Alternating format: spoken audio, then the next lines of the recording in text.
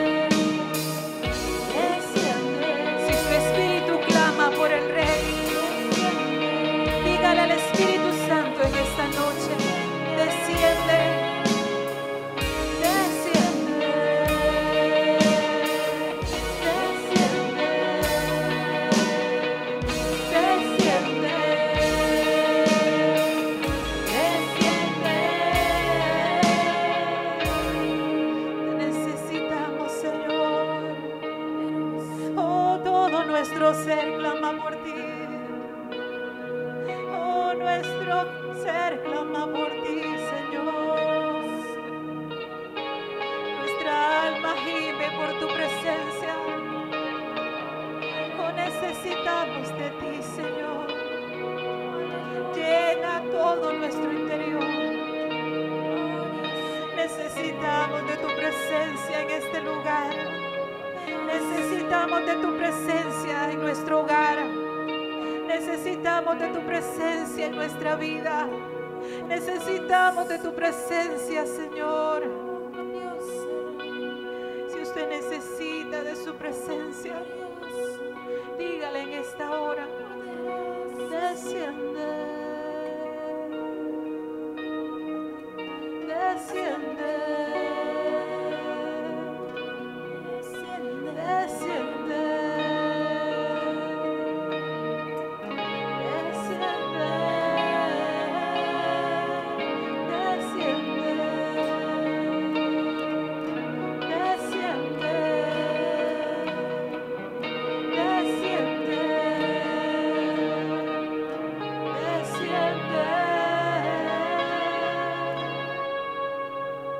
Necesitamos de tu presencia. Llénanos más de ti, Señor. Oh, llénanos, Padre. Llena todo nuestro interior. Yo te necesito, Señor. Si usted lo necesita ahí en su casa, si usted lo necesita en su hogar, si usted lo necesita en su familia, levante las manos y dígale: yo te necesito, yo te necesito, yo te necesito, Señor.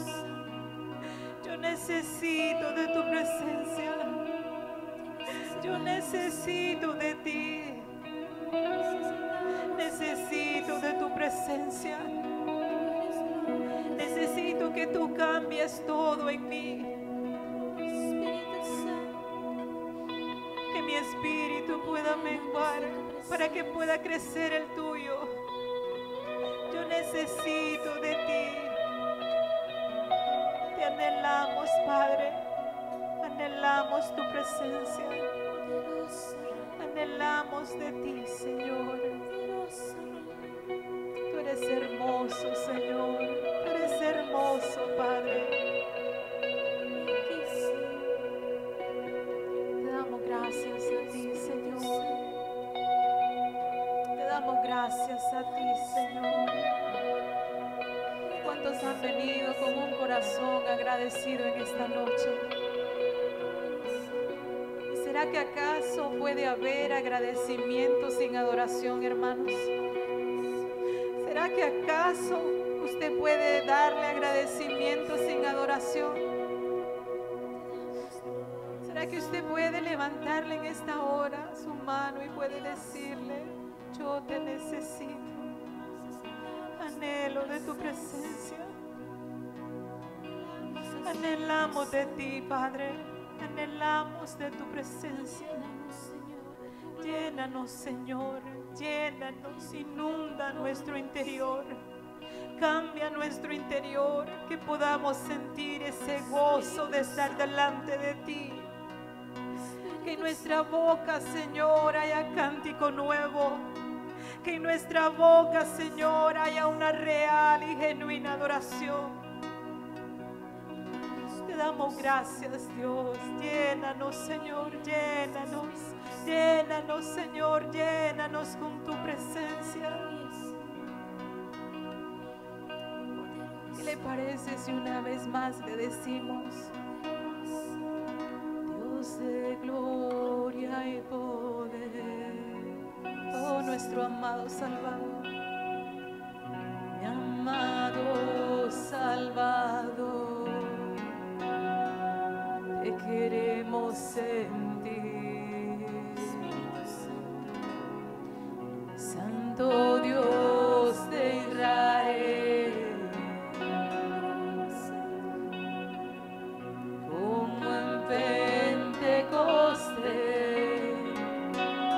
Llénanos otra vez.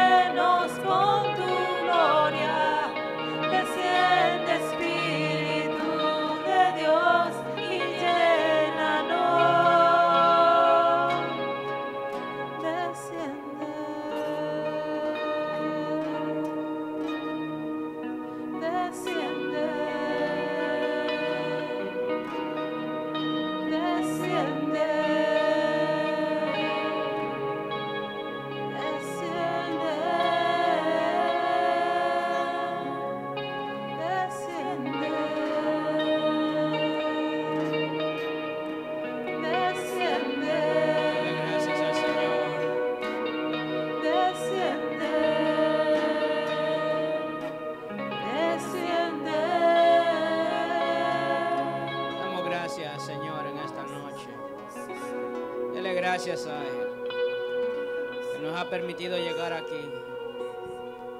Hemos venido, Señor, con un corazón dispuesto.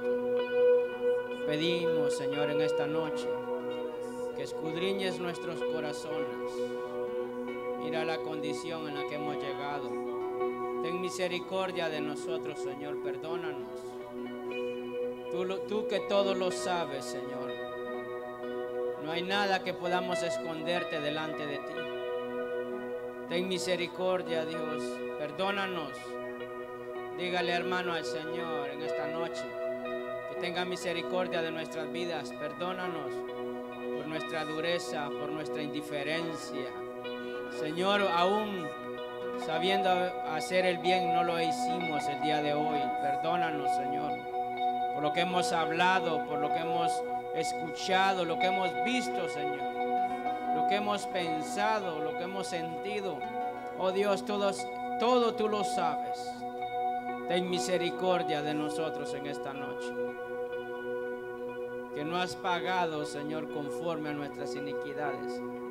Has llenado nuestra vida la has llenado de misericordia, de bendiciones. Por eso estamos aquí, Señor. Inclina tu mirada, tu oído, Señor, al clamor de cada uno de los que estamos aquí. Te lo pedimos, Dios, en esta noche. Si hemos venido con una necesidad, si hemos venido cargados, afanados, preocupados, enfermos, Señor, que seas tú a través de tu poder, de tu mano de favor, de tu Espíritu Santo en medio nuestro. Créale al Señor. Si ha venido usted con cualquier condición, la que sea, dice su palabra, venid a mí los cargados y cansados, los trabajados, que yo los voy a hacer descansar. Así dice el Señor a nuestras vidas esta noche. Te damos gracias, Dios. Te damos gracias. Bendito sea el nombre del Señor. Dale un fuerte aplauso al Señor, hermano. Creo que Dios se lo merece, amén. Debemos de ser agradecidos con Él. Puede tomar asiento. Qué bendición poder estar aquí en esta noche. Le damos gracias a Él porque dispusimos nuestro corazón para poder llegar a este lugar y confiamos que sea Él el que pueda mostrarnos lo que tiene para cada uno. Amén. Sabe que estamos en un estudio del libro de Mateo. Y yo espero de que usted esté escudriñando más las escrituras para lo que Dios tiene para nosotros. Amén. Y hablamos acerca del ministerio de Jesús. Hablamos, hermano, del llamado que hizo Jesús a sus discípulos. ¿Para qué los llamaba? Porque había cosas grandes que el Señor iba a hacer. Amén. Pero en esta noche vamos a hablar acerca de lo que dice la Biblia en el capítulo 5 de Mateo. Y yo me trae a memoria que estuvimos, me recuerdo que hicimos una serie, compartimos eso, ¿sabe? Y si cada enseñanza nosotros tomáramos solo el 10% de lo que aprendemos aquí, yo creo, hermano, que nuestra vida cambiara completamente, daría un giro de 360 grados. Pero por eso estamos aquí, por eso, para poder aprender. ¿Qué le parece si oramos al Señor y le pedimos a Él que primeramente nos dé las palabras adecuadas, que nos muestre en este estudio, en esta enseñanza, lo que dice el capítulo 5 del libro de Mateo? Ayúdeme a orar, por favor. Yo sé que usted, si ha venido acá, ha vencido muchos obstáculos, muchas barreras, y eso demuestra que hay disposición de escudriñar la palabra. Señor, te damos gracias en esta noche por esta oportunidad que nos das de poder compartir tu palabra. Te pido, Dios, que pongas las palabras adecuadas, que puedas mostrarnos aquellas cosas que quizás hemos leído pero no hemos entendido. Que sea tu Espíritu Santo hablando a nuestras vidas hoy, aprendiendo, adquiriendo el conocimiento para que podamos ser renovados, Señor. Te damos gracias de antemano por lo que tú vas a hablarnos en esta noche, en el nombre poderoso de Jesús. ¿Y cómo decimos, hermano? Hoy, ¿cómo decimos, hermano? Amén. No ha cenado, yo lo entiendo. Denle un aplauso al Señor. Entonces, no ha cenado, yo sé que está a dieta y se vale, va. pero para el Señor creo que no hay restricciones. Amén. Entonces, ¿qué le parece, hermano? Se abre su Biblia en el capítulo 5 del libro de Mateo. Le damos a él toda la reverencia a la palabra, ¿verdad? Y que sea el Señor hablándonos. Amén. En el libro de Mateo, algo que muestra el libro de Mateo cuando uno lo lee es, y yo creo que usted debe de captar, como decimos, la autoridad que tenía Jesús. La manera en cómo lo muestra el libro de Mateo, en cómo Jesús enseñaba, cómo trataba las situaciones. Desde antes de empezar el ministerio, empieza a mostrarnos esa autoridad que Jesús tenía. Y yo creo que ahí nosotros debemos de observar detenidamente todo lo que leemos y de qué manera lo presenta la Biblia. Recuerde que hay 4 evangelios, o un evangelio, 4 libros, que hermano, que muchas veces relata lo mismo, pero desde otro enfoque. Cada uno lo miró desde un punto de vista diferente, dependiendo del escritor y qué era el mensaje o quería darnos a conocer. Pero en el libro de Mateo es algo que nos muestra que la autoridad que tenía Jesús en esto. Y le voy a pedir, ya lo tiene, Mateo capítulo 5, versículo 1. Ayúdeme a leerlo, vamos a leer 12 versículos. Mire, este capítulo, hermano, es largo. O sea, que si usted quiere que lo terminemos, creo que vamos a estar como de 3 a 4 semanas. Esta es la primera. Casi va a ser una serie del capítulo 5 del libro de Mateo. Dice la palabra del Señor de la siguiente manera. La leemos en el nombre del Padre, del Hijo y de su Santo Espíritu. Dice así: viendo la multitud, subió al monte y sentándose, vinieron a él sus discípulos. Y abriendo su boca les enseñaba diciendo: bienaventurados los pobres en espíritu, porque de ellos es el reino de los cielos.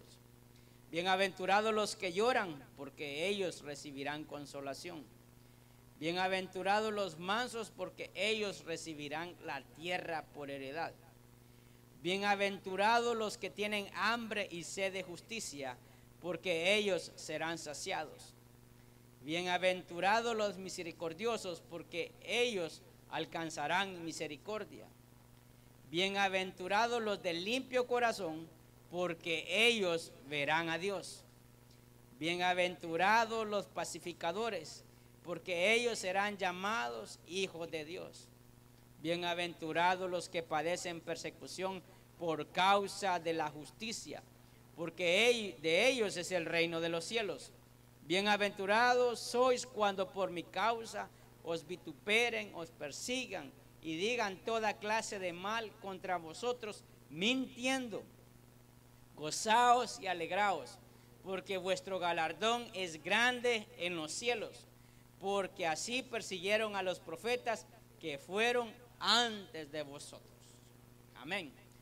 Antes de estudiar esta porción del capítulo 5 de Mateo, habla acerca de las bienaventuranzas, y yo creo que usted recuerda lo que significa o lo que da a entender cuando hablamos de bienaventuranza. Es felices. Ese es realmente para que nosotros podamos entender lo que es la palabra bienaventuranza, es ser feliz. Y la descripción que da en todo lo que aquí leemos nosotros, pensamos así a simple vista que no hay nada para estar contento, ¿verdad que sí? Entonces ahí es donde nosotros tenemos que primeramente estudiar o indagar en qué momento fue que Jesucristo, escuche esto, dio su primer discurso, porque en el libro de Mateo hay 5 grandes discursos de Jesús y este es el gran discurso de Jesús. Y nosotros tenemos que empezar a observar qué era lo que estaba pasando, tanto, hermano, lo que estaba pasando socialmente y espiritualmente. Cuando hablamos acerca de lo que estaba pasando espiritualmente, recuerde algo, que habían pasado más de 400 años donde ya Dios no le hablaba al pueblo. ¿Se recuerda? Desde el libro de Malaquías hubo un silencio de parte de Dios. Y ahí es, hermano, que el que aparece anunciando la llegada de Jesús era Juan el Bautista.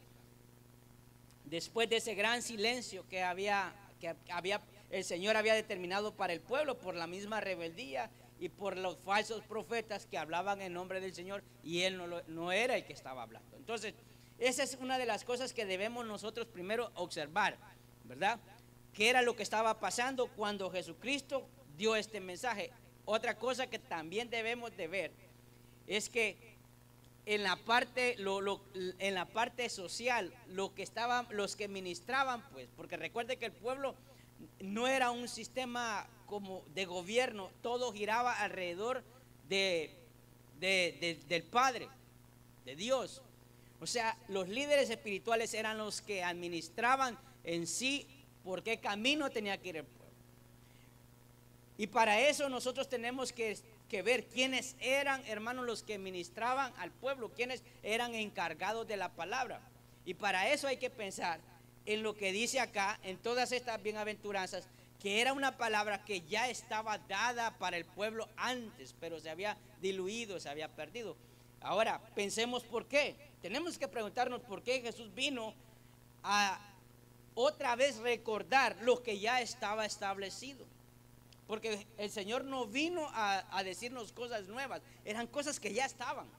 Entonces ahí, si usted ha escuchado, quizás no se ha preguntado, puede ser que sí lo sepa, los que se encargaban, hermano, de poder transcribir la palabra, se llamaban escribas. No sé si usted lo ha escuchado. Eran los que transcribían la palabra, porque en ese tiempo no habían copias, hermano, como hoy, ¿verdad? Que uno puede sacar una copia y la manda, se la manda por mensaje de texto, la manda en un email.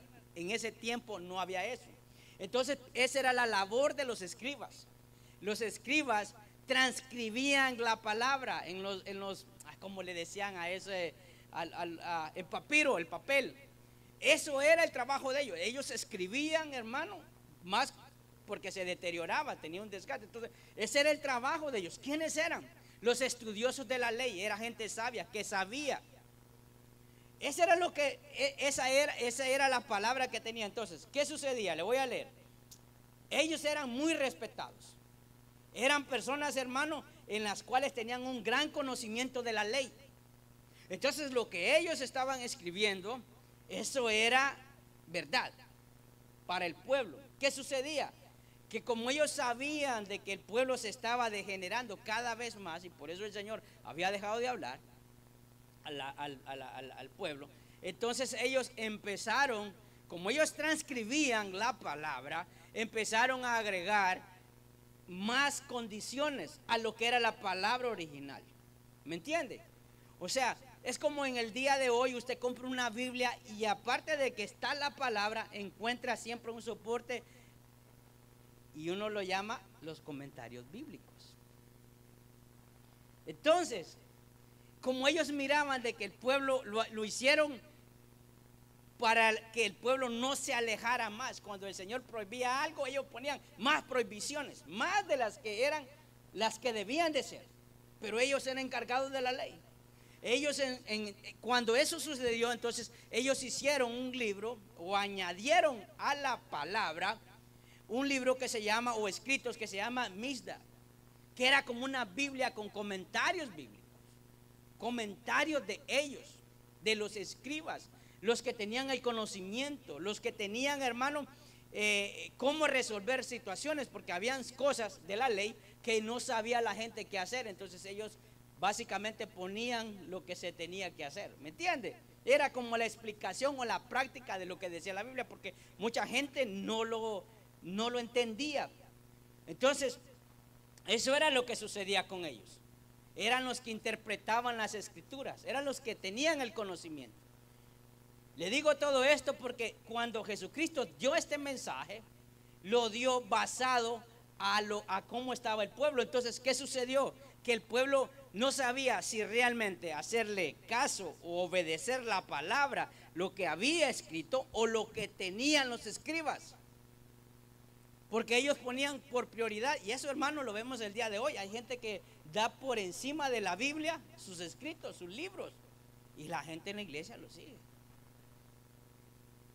¿Me está entendiendo ahora, hermano, por qué fue que el Señor le decía a ellos que eran hipócritas?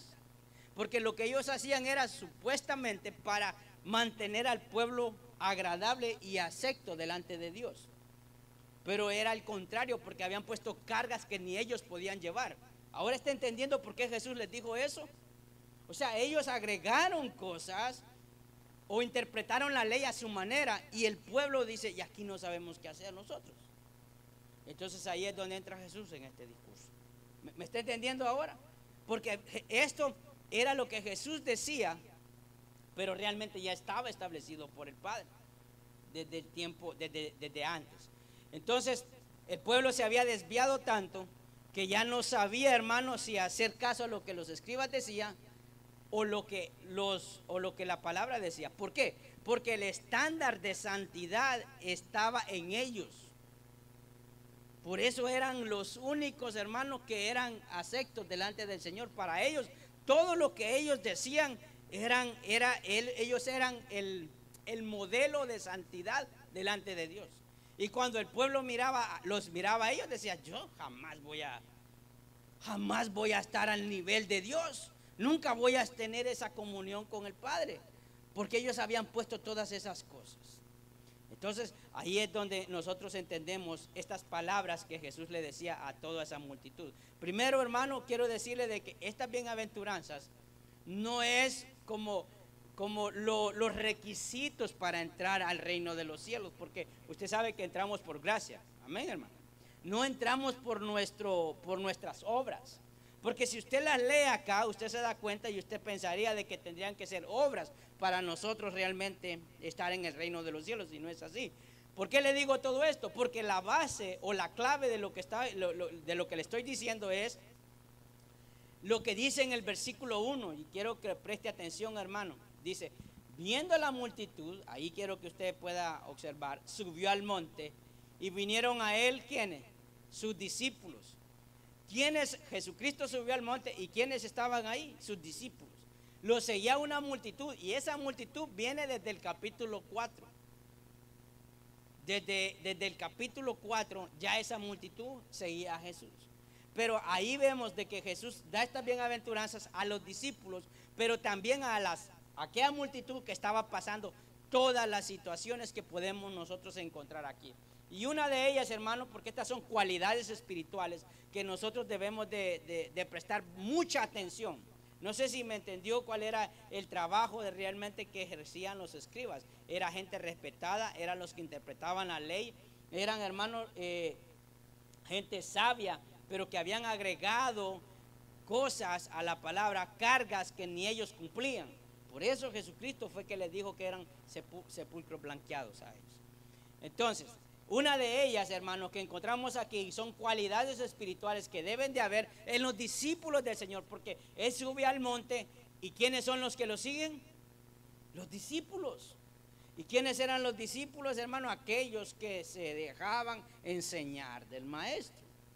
Y ahí fue donde llamó a Pedro, a Andrés y a todos los demás, y estaban ahí. Les necesitaba enseñar esto. ¿Por qué? Porque en la vida cristiana debe de haber estas cualidades en nosotros. Y una de ellos, hermano, es reconocer lo que es ser pobre de espíritu.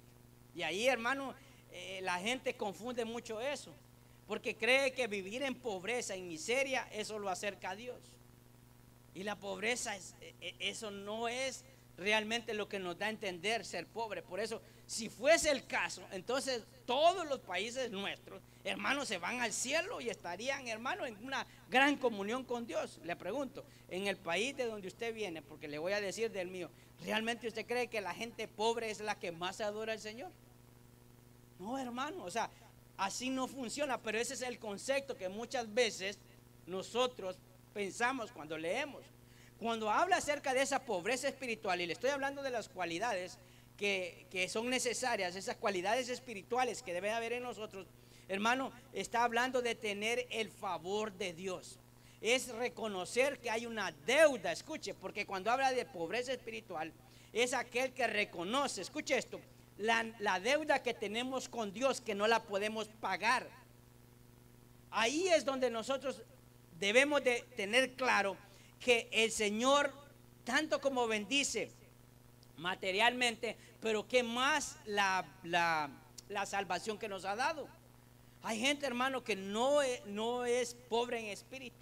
Dígame algo, la gente que no reconoce el sacrificio de Cristo, la gente que no mira realmente como un gran valor, como como aquello que Dios hizo para nuestra vida.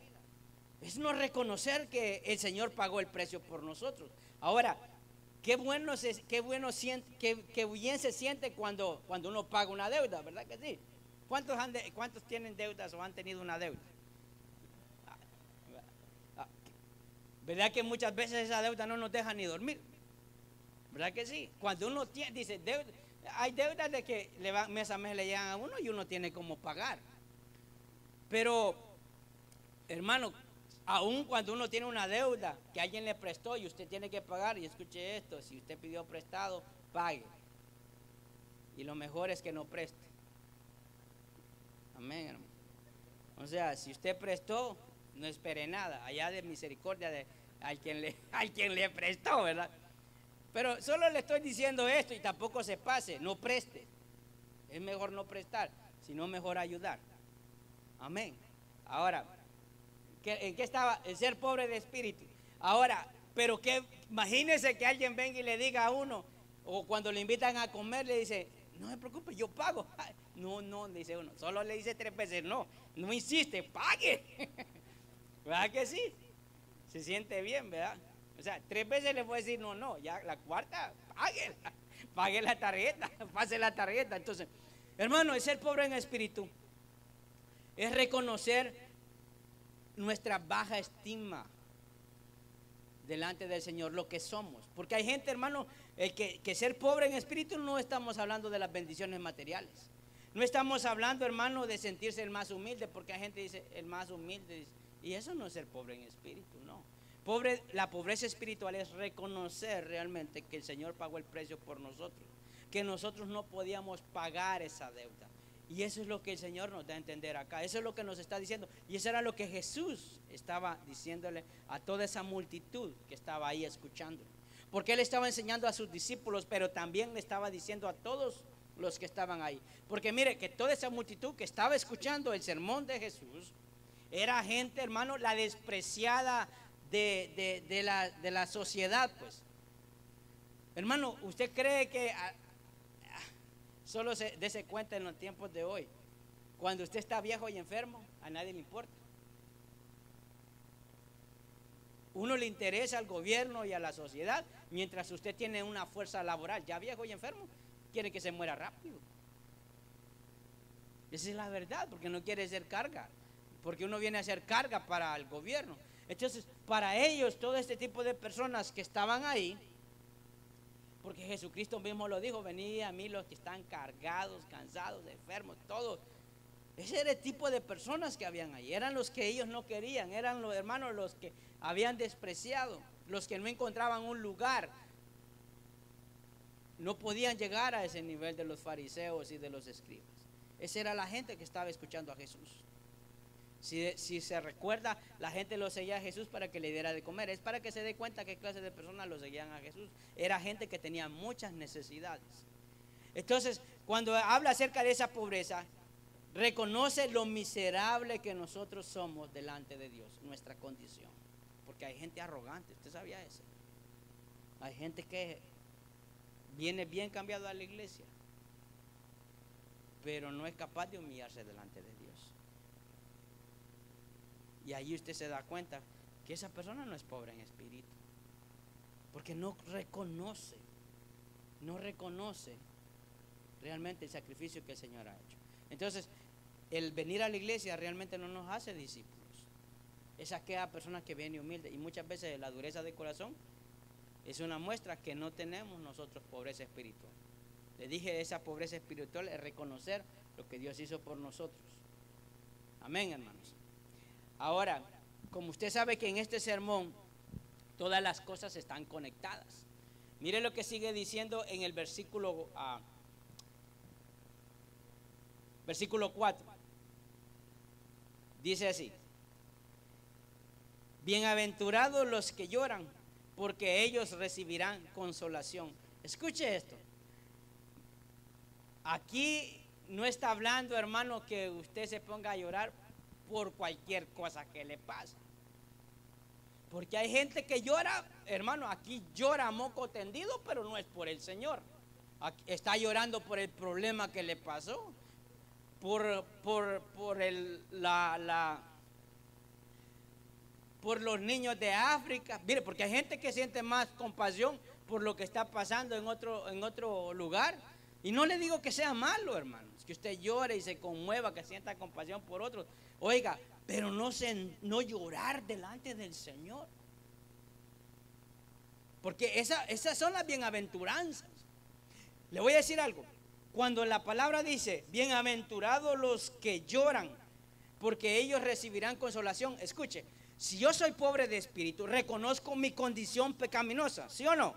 Ok, ¿a cuántos de los que estamos aquí nos ha hecho llorar el saber que hemos pecado delante de Dios? Cuando la palabra dice, bienaventurados los que lloran, porque ellos serán consolados, está hablando el sentir, hermano, dolor por haberle fallado a Dios. Por eso dice la palabra, ellos serán consolados. Y es algo que nosotros debemos de examinarnos. Mire, hay gente que no llora por nada. ¿Conoce gente usted así? Que no llora por nada, hermano. Pero ni aunque le estén doblando el brazo llora. Mucho menos va a llorar por ser sensible. Mire, cuando uno practica un pecado reiteradamente, porque a veces se puede pecar ¿cómo le puedo decir? Bueno, peca siempre haciendo lo mismo. ¿Qué sucede con eso? Se ha vuelto insensible. Le voy a poner un ejemplo para que pueda entenderme. Cuando una muchacha comete un error con un muchacho, cristianos los dos, se pone a llorar. Después de que se dieron el gustazo, se pone a llorar. ¿Verdad que sí? Ay, Señor, perdóname, te fallé. ¿Verdad que sí? Pero en la siguiente ocasión vuelve a hacerlo. Y el Señor perdona. Ya, otra vez te perdono. Ya la tercera, hermano, se volvió insensible. Ya no lloró. No reconoció su pecado, sino que volvió ese pecado una práctica desagradable delante de Dios. Entonces muchas veces cuando nosotros pecamos nos volvemos insensibles. Cuando el Señor habla aquí, bienaventurados los que lloran, que serán consolados, está hablando de aquellas personas que reconocen el pecado delante de Dios. Y muchas veces uno se siente, hermano, avergonzado delante del Señor. Entonces lo primero que hace es llorar porque se siente mal, que le falló al Señor. Se arrepiente de corazón. ¿Me está entendiendo? Por eso es bien importante que nosotros entendamos. La sociedad lo que celebra es el pecado. La sociedad no va a entristecerse por hacer cosas que agradan a Dios. Es más, cuando uno peca, la sociedad lo celebra. Pero nosotros al pecar, esa debería de ser nuestra reacción delante del Señor. Mostrar ese arrepentimiento genuino delante de Dios. Por eso es lo que dice la palabra. El llorar, hermano, es una muestra para el Señor, escuche esto, que realmente también nos estamos arrepintiendo de corazón. Ahora, si solo se pone a llorar, usted puede llorar por cualquier cosa, porque lo insultó su esposa, lo insultó su esposo, porque esas cosas nos hacen llorar más. Mire, nos hace llorar cualquier ofensa que alguien nos haga, menos de estar delante de la presencia del Señor sabiendo que le hemos fallado. Amén, hermano. ¿Me está entendiendo ahora lo que el Señor le estaba diciendo a sus discípulos? Porque todas esas cosas están conectadas. En Isaías 61:1 le dije que era lo que habían hecho los escribas. Habían puesto por encima su interpretación de la palabra más que lo que era la palabra en sí. Eso es lo que habían hecho los escribas. Dice, le voy a leer en esta versión, en la Biblia de las Américas, le voy a leer esta versión. Dice, usted puede leer la Reina Valera. Dice, el Espíritu del Señor está sobre mí porque me ha ungido el Señor. Dice, para traer buenas nuevas a los afligidos. Me ha enviado para vendar a los quebrantados de corazón, para proclamar libertad a los cautivos y liberación a los prisioneros. Miren lo que dice en esta versión, usted puede tener la suya ahí, versículo 2, para proclamar el año agradable del Señor, el día de venganza de nuestro Dios, para consolar a todos los que lloran. En esta versión de la Biblia de las Américas, para consolar a los que lloran. ¿Dónde encontramos esta palabra? En el libro de Isaías. Estaba hablando, hermano, de lo que el Padre estaba revelando acerca de Jesucristo. Y era una palabra que ya tenían los fariseos, los escribas, perdón.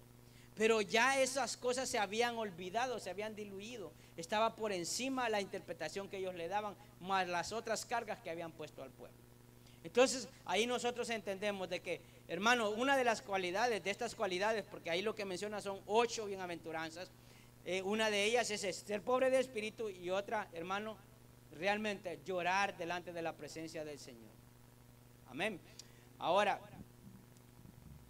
en la siguiente, en el versículo 5, dice la palabra: bienaventurado, ¿qué dice ahí, hermano? Los mensos, ¿verdad? Dice los mansos. Mire, hay gente que se equivoca. Voy a terminar de leerlo. Porque ellos recibirán la tierra por heredad. La gente se equivoca. Aún la misma gente de la iglesia, hermanos, creyentes, cristianos, se equivoca. Cree que ser manso es ser menso, ¿verdad? O sea, que le pueden decir a uno lo que quiera y usted, amén, porque es cristiano. No, hermano, es ser bruto. Eso no es de la Biblia. Ahora le voy a decir lo que es ser manso. Manso es ser humilde. O sea, hay una gran diferencia y debemos distinguir ciertas cosas. ¿Por qué le digo esto? Porque muchas veces cuando hablamos de humildad, entendemos que no estamos buscando algo propio. Cuando la palabra nos menciona acerca de la bienaventuranza, no nos está hablando, hermano, de ser mensos, sino está hablando de que habla de la humildad.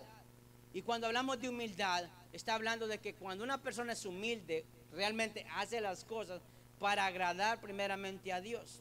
Ahora, ¿cuál es lo antónimo, lo contrario de ser humilde? Porque ese es realmente el sinónimo de ser manso, es ser humilde. ¿Qué es? El ser arrogante. Y eso, hermano, dice su misma palabra, que el Señor al altivo lo ve de lejos, pero atiende ¿a quién? Al humilde. Mire, hay gente que no es humilde, y nosotros no distinguimos entre ser espiritual y una persona que realmente es espiritual y el que aparenta ser espiritual. ¿Qué era lo que sucedía? Los escribas y fariseos aparentaban lo que no eran. Y nosotros también queremos hacer lo mismo. Y en pequeñas cosas somos probados si somos humildes. Le voy a decir algo. ¿Cómo usted puede saber si una persona es humilde? Como dice aquí la palabra. Escuche esto, dice: bienaventurados los mansos, porque ellos recibirán la tierra por heredad. Una persona que no es humilde es aquella persona que cuando le halagan por algo que ha hecho, lo primero que hace es que se le infla el pecho como el gallo cuando va a criquear. Porque la gente, hermano, qué bien lo hizo. Se transforma, hermano. Si era flaco, se le hace así el pecho. Y ahí usted puede darse cuenta. Le voy a decir algo, porque usted cree que la mayoría de los adoradores o cantantes cristianos se arruinan. La gente los arruina. Y ellos se dejan arruinar también. ¿Sabe por qué? Porque ellos empiezan a llenarse de toda la vanagloria, de todos los halagos que la gente le da. Entonces se olvidan de que empezaron para agradar a Dios y ahora lo que hacen es para recibir halagos. Entonces, ahí es una de las cosas que nosotros debemos de tener claro. Cuando habla acerca de ser mansos, hermano, es tener un corazón humilde. Es de tener un corazón humilde. Y eso es lo que mucho nos cuesta.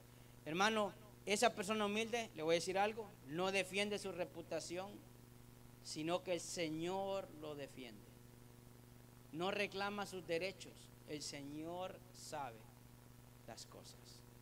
Y a veces nosotros debemos de entender. Le estoy diciendo porque ¿qué es lo que nosotros hacemos? Muchas veces venimos y tomamos la delantera en cualquier situación y lo que hacemos es sacar a Dios de esa situación.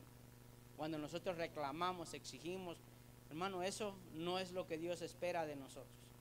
Ahora, le estoy diciendo que no hay que ser menso, porque si usted mira que hay algo que no está bien, lo que hace es mejor apartarse, no ponerse a pelear, ¿verdad? ¿Me está entendiendo? Filipenses capítulo 2 versículo 5 dice la palabra. Mire lo que dice: haya pues en vosotros, estamos hablando de humildad, haya pues en vosotros este sentir que hubo también en Cristo Jesús. Versículo 6, el cual siendo en forma de Dios, ¿qué dice?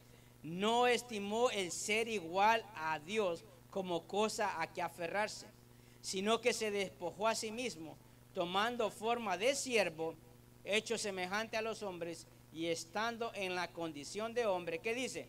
Se humilló a sí mismo, haciéndose obediente hasta la muerte y muerte de cruz. Ahí nos habla acerca de Jesucristo, el ejemplo que nos dio cuando hablamos de tener un corazón humilde.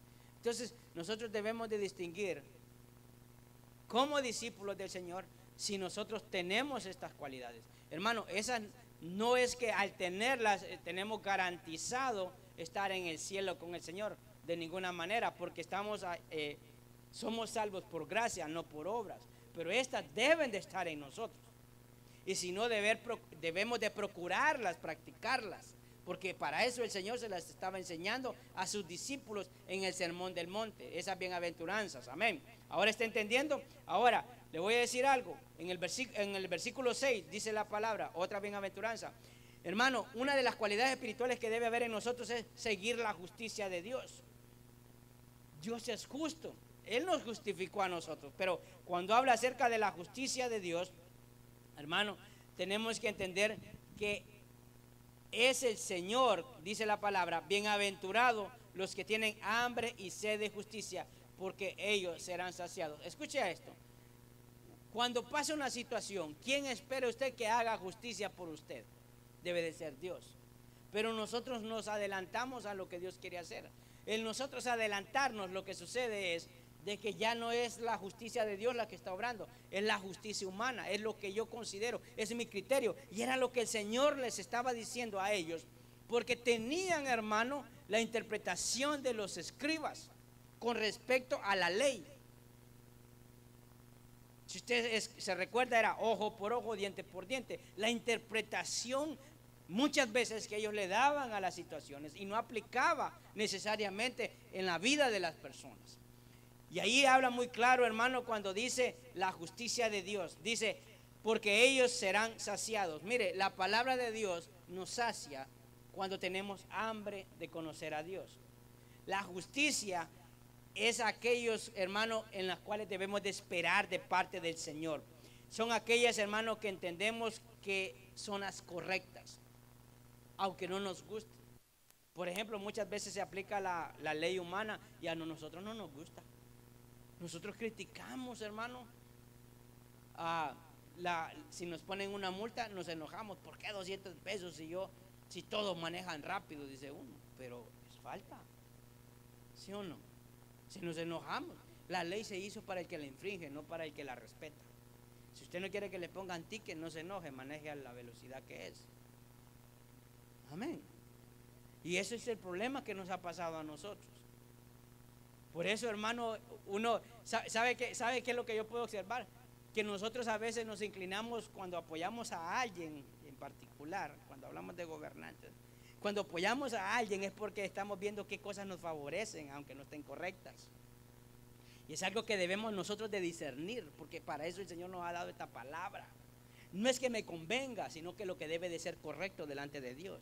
¿Me está entendiendo lo que le quiero decir? Por eso la palabra es clara cuando dice, hermano, en su misma dice, los que tienen hambre y sed de justicia, porque dice ahí, porque ellos serán saciados. Solo la justicia del Señor nos sacia, nos llena, amén. Por eso debemos de vivir, aunque vivamos en un mundo injusto, porque siempre vamos a ser, hermano, objeto de injusticias. La iglesia del Señor, Él tiene cuidado de ella. ¿Y quién es la iglesia del Señor? Usted y yo que estamos aquí, amén. No sé si me está entendiendo acerca de estas bienaventuranzas que el Señor le estaba diciendo a sus discípulos y a toda esa multitud que lo estaba escuchando. ¿Por qué? Porque ellos empezaron a escuchar realmente cómo debían de conducirse y no de acuerdo a la interpretación que habían dado los escribas. En el versículo 7 hermano, habla de la misericordia de Dios, la misericordia a otros. Es una cualidad que debe de haber. Mire, nosotros todos pensamos para mí, solo para mí y solo para mí. Dice ahí, bienaventurados los misericordiosos, porque ellos alcanzarán misericordia. Le voy a decir esto. ¿Cómo nosotros podemos ser misericordiosos? Cuando reconocemos de que lo que somos es por la misericordia de Dios. Y nosotros se nos olvida. Porque cuando venimos a Cristo, hermano, venimos arruinados, venimos sucios, venimos, hermano, en una condición que solo el Señor nos podía limpiar. ¿Qué sucede? Que al pasar el tiempo se nos olvida nuestra condición de la manera en la que venimos a Cristo. Y cuando miramos a alguien que está en una condición quizás menos que era la nuestra, no tenemos misericordia para esas personas. Por eso la palabra dice, bienaventurados los misericordiosos, porque ellos alcanzarán misericordia. Nunca se nos olvide de dónde Dios nos sacó. Cuando miremos a alguien en una condición que no es la correcta, recuerde algo, también para ellos es la misericordia de Dios. Por eso es clara la palabra. Y era lo que el Señor le decía. Recuerda la parábola del samaritano, hermano, ¿verdad? ¿Quiénes eran los que pasaron? Los que conocían la ley, los que tenían que practicar la misericordia. A veces hay gente en el mundo que tiene más misericordia que nosotros. Hay gente que tiene un corazón más generoso, más bondadoso que nosotros. Hay gente que fácil perdona y nosotros no, y Dios nos perdonó. Amén, hermano. Ya no le están gustando estas bienaventuranzas, ¿verdad? Y solo se las estoy dando así. Recuerde que hablamos como 7 semanas acerca de estas bienaventuranzas. Pero le digo todo esto porque era lo que el Señor decía. Mire, hermano, lo que dice Salmo 103, versículo 10. Dice la palabra. ¿Lo tiene? Salmo 103, 10. No lo tienes ahí, ¿verdad? Recuerde algo. Dios no nos ha pagado conforme a nuestra maldad. Eso usted lo puede leer ahí en el Salmo 103, versículo 10.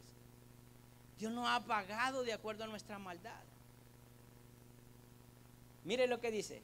No ha hecho con nosotros conforme a nuestras iniquidades, ni nos ha pagado conforme a nuestros pecados. Esa es la misericordia de Dios. Entonces, por eso el Señor le está diciendo, yo los estoy atendiendo a ustedes hoy.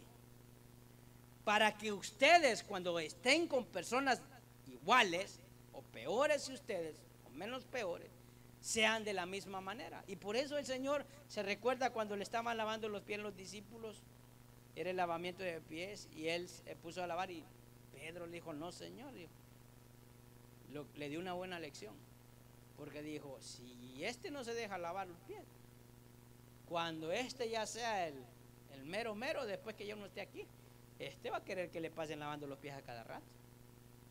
El Señor vino a ser ejemplo, ¿se da cuenta? Les digo todas estas cosas porque todas están relacionadas. Cuando hablamos de misericordia, es dar algo que no nos merecemos. Hay gente que Dios nos llama a perdonar. Se lo digo así, es bien fácil. El perdón es ceder mi derecho a poder recobrarme. Misericordia es eso. Es ceder el derecho que yo tengo. El Señor tenía el derecho sobre nosotros y Él pagó el precio, y por eso dice su palabra, bienaventurados los misericordiosos. Amén. Me faltan todavía, ¿cuántas, hermanos? Me faltan todavía 3. En el versículo 8 dice la palabra, bienaventurados los de limpio corazón, porque ellos verán a Dios. Escuche esto. Le voy a decir algo. Si nosotros no vivimos en santidad, no tenemos un corazón limpio, por muchas cosas que hagamos. Lo que hace que nosotros tengamos un corazón limpio es santidad. Y santidad, hermano, es todo. Porque hay gente que se viste, hermano, casi como el traje que anda el Papa. Pero es chismoso. Hermano, si es hombre, se le van los ojos por cualquier mujer que pase enfrente de él. No se mide con las palabras que dice. ¿Me está entendiendo lo que le quiero decir? Entonces, una de esas cualidades es perseguir la santidad. Bienaventurados los de limpio corazón, porque ellos verán a Dios. Por eso no va a entrar nada corruptible al cielo. Dice que en un abrir y cerrar de ojos seremos que transformados. ¿Sabe por qué? Porque aunque nosotros vivamos agradables delante del Señor, hay pecado en nuestra vida. Y eso no puede entrar delante de la presencia del Señor. Entonces son cosas que debemos de entender, que Dios quiere que no haya en nosotros raíces de amargura. Y a veces, hermano, hay muchas cosas en nuestro corazón, prácticas que van ensuciando nuestro corazón. Dice, de toda cosa guardada, guarda tu corazón, porque de ahí emana la vida. La palabra es clara. Y todas estas bienaventuranzas se las estaba diciendo porque había necesidad de realmente conocer la voluntad del Padre, lo que decía la Escritura. Dios puede hacernos crecer siempre y cuando nosotros nos dejemos. En versículo 9, ya me faltan dos nada más. Dice, bienaventurados los pacificadores, porque ellos serán hijos de Dios. ¿Cuántos pacificadores hay aquí? Levante su mano. Promueve, una de las cualidades es promover la reconciliación, no el pleito, no la pelea. Porque eso debe de ser una cualidad en nosotros. Hermano, en medio de un conflicto nosotros vamos, lo que hacemos es a ver con quién me voy. ¿No se da cuenta? A ver a qué bando. Y entonces uso mi criterio humano para saber si está bien o está mal. Eso no es lo que el Señor quiere. Hermano, cuando habla acerca de los pacificadores, está hablando de la gente que procura la paz, la armonía. Mire, cuando alguien se va de la iglesia y le habla a usted, ¿qué cree que es lo que quiere hacer? Causar conflicto entre unos y otros. No sé si usted entiende eso. O sea, ¿cuál es la razón? Causar guerra, conflicto, división.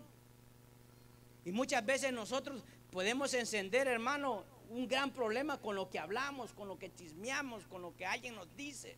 Porque no se queda ahí, sino que seguimos y lo propagamos. Si la palabra es clara, dice que la lengua, hermano, es pero chiquita, pero puede encender una montaña como esos fuegos de California. Y lo que debe de haber en nosotros, ser pacificadores. Procurar la paz, no el conflicto, no el pleito, no la rencilla, no la venganza.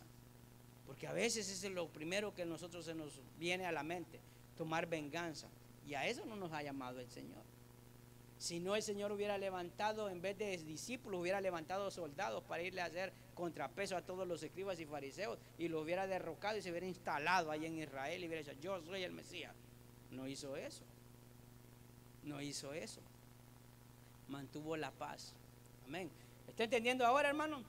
No seamos agitadores. No busquemos ni generemos conflicto.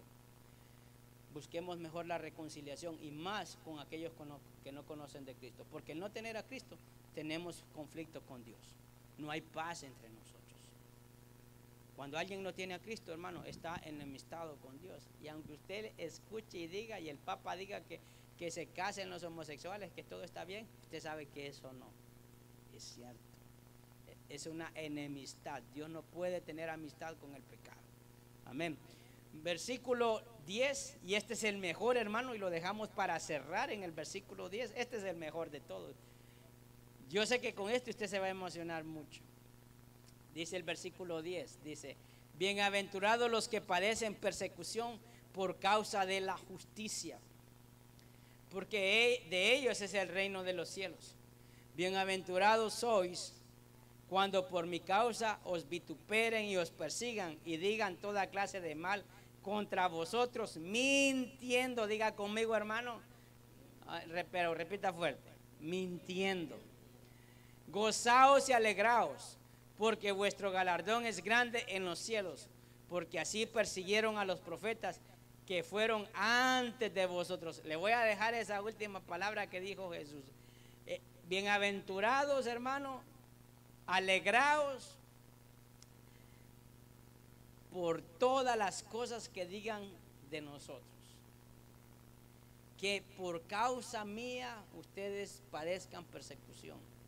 Que hablen cualquier cosa mala. Y sabe, si nosotros, mire, le voy a decir algo.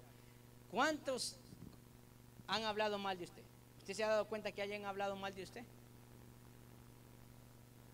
Pero nomás lo vea.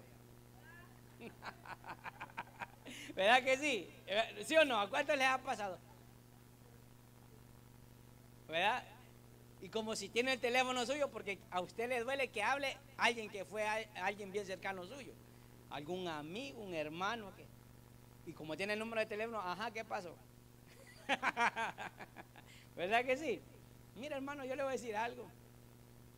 Alégrese si alguien habla mal de usted, mintiendo, amén, hermano. Pero si está haciendo algo indebido, ahí sí póngase a cuenta con el Señor, amén.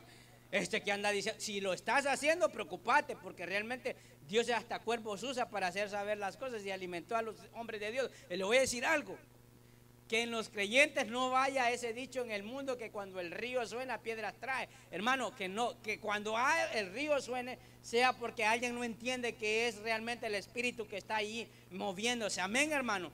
Mire la palabra como dijo Jesús, bienaventurados los que padecen persecución de la justicia, de ellos es el reino de los cielos. Versículo 11, bienaventurados sois que por mi causa te ofendan, que hablen mal de nosotros.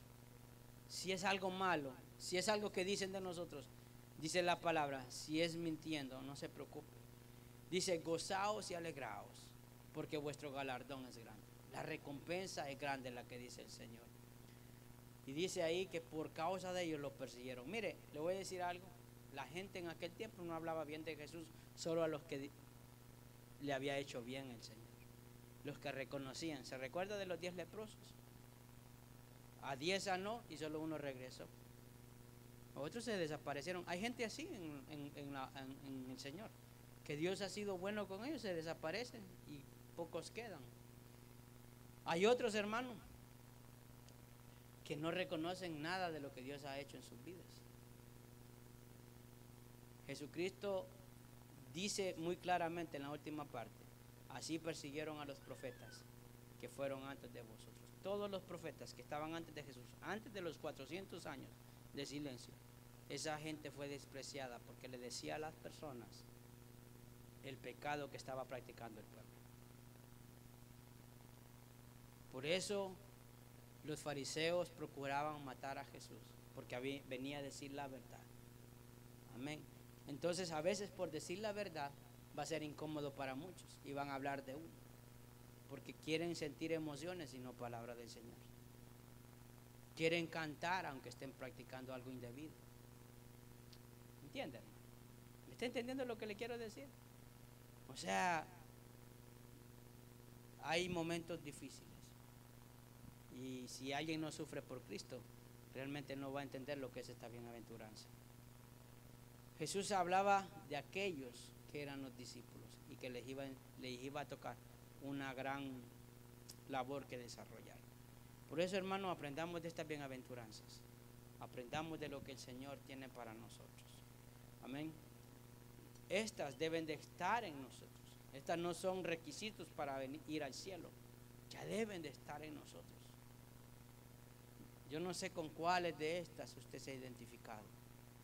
Pero lo que sí yo he entendido, hermanos, que todas estas nos muestran realmente la condición en la que nosotros estamos y vamos a llegar a estar. Le voy a pedir que usted pueda cerrar sus ojos, por favor.